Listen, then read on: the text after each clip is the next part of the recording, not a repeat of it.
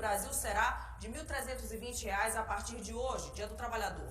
A Política Federal de Reajustes leva em conta a reposição inflacionária e o crescimento do Produto Interno Bruto do país, o PIB. Uma outra novidade é que o trabalhador com renda mensal de até R$ 2.640 ficarão isentos do pagamento do imposto de renda da pessoa física. Então, para a gente entender todas essas mudanças, deixa eu acionar de novo o André Araújo, que vai conversar com o especialista, trazendo dicas importantes à população.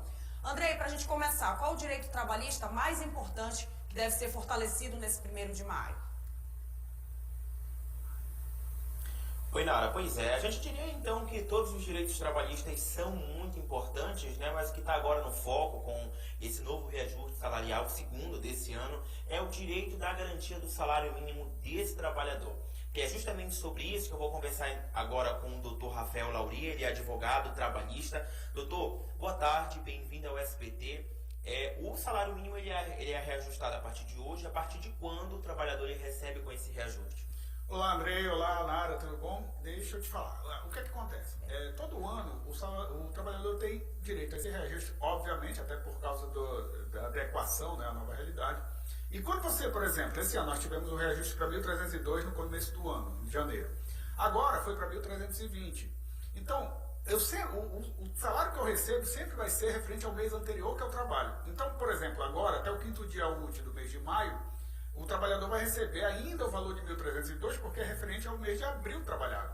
A partir do 5º dia útil do mês de junho, aí sim o valor vai ser de 1.320 porque é referente ao mês de maio, já que a vigência do novo salário mínimo é a partir de 1º de maio. O empregador ele é obrigado a pagar esse salário já reajustado a partir do mês que vem? Sim, já. E qualquer valor que seja referente ao trabalho feito no mês de maio tem que ser em torno de 1.320, mesmo que proporcionalmente. Às vezes você recebe de 15 em 15 dias, ou então no final do mês. Então, se for referente ao mês de maio, tem que ser no mínimo 1.300. Nenhum trabalhador pode ganhar menos que R$ 1.320 por mês. E o que muda a partir de agora, já que a gente sabe que existem outros benefícios, existem outros cálculos que são feitos a partir do salário mínimo como base? O que muda a partir de agora? Bom, é o seguinte, quando você tem um valor base, todos os tributos, como por exemplo, dá um exemplo simples, mas que todo empregador é obrigado a pagar. Recolhimento de FGTS, 8% sobre o valor de 1.320, não mais sobre 1.302.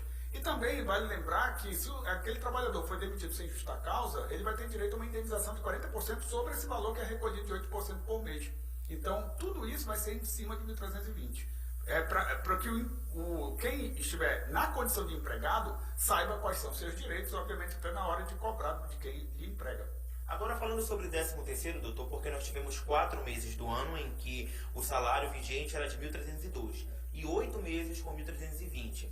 Quando o trabalhador for receber esse 13º salário, ele recebe equivalente ao quê? Interessante a pergunta, porque o que faz nos pensar é que talvez se pegasse a média dos últimos 12 meses e aí sobre ela eu pagaria o salário, o 13º. Só que não. A questão aqui é que como em dezembro, que é onde são duas datas básicas que o empregador tem que pagar o 13º. Até 30 de novembro a primeira parcela e até 20 de dezembro a segunda parcela do 13º. Sendo assim, o que vai valer não é a média dos últimos 12 meses para esse direito específico, e sim o quanto é o valor do salário à época do pagamento do 13º, que no caso é 1.320. 1º de maio ele é mais que uma data apenas, né, mais que uma data comemorativa, mas sim para lembrar do direito dos trabalhadores. Além dessa questão salarial, que outros direitos hoje o trabalhador precisa ficar atento, não só o trabalhador, mas também o empregador? Olha, é interessante porque isso não é uma coisa de agora, né? Isso é em decorrência da história do direito do trabalho. Por quê?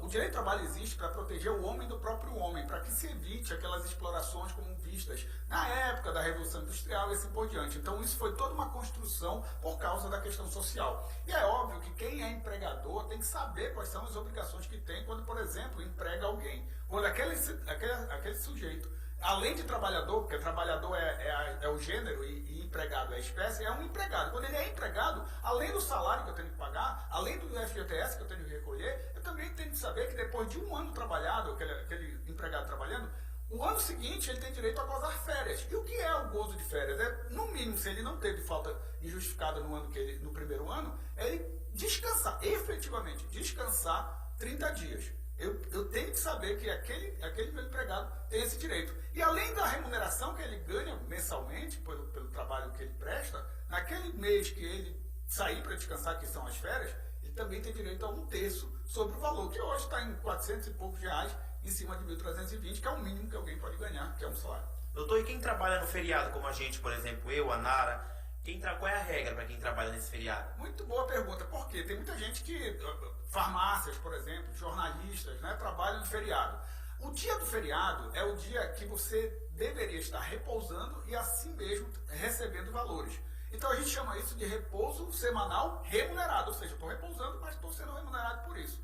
Quando você trabalha no feriado, você tem direito a pegar aquele dia e multiplicar. Você pega, por exemplo, aquele mês que você trabalhou no feriado e deveria estar descansando, você divide o valor do seu salário pelo número de dias úteis, vamos dizer, 22 dias, e multiplica pelo número de dias trabalhados em feriados. Se aquele mês, entre domingos e feriados, houver 5 dias, então você pega, multiplica o seu salário, divide o seu salário pelo número de dias úteis, 22, e multiplica pelo número de dias que você trabalhou no feriado. Se for um dia só, no caso do dia do trabalho, você multiplica por 1. Se foram vários dias, então o número de dias trabalhados em que você deveria estar descansando. E é óbvio que esse é um direito do trabalhador remuneratório, um direito alimentar.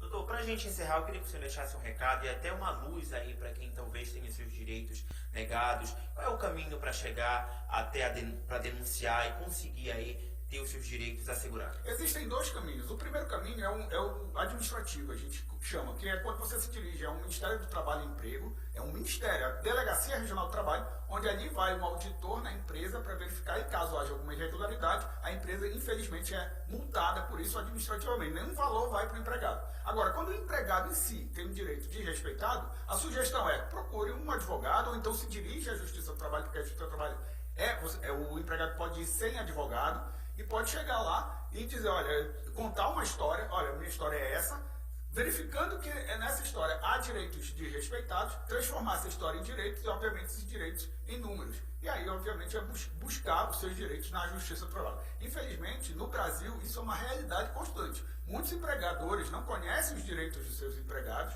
acabam deixando de respeitar esses direitos e acabam sendo demandados na Justiça do Trabalho, ou através de advogado, ou através diretamente do empregado na Justiça. Perfeito, doutor. Muito obrigado pela sua participação aqui com a gente. Informações super importantes.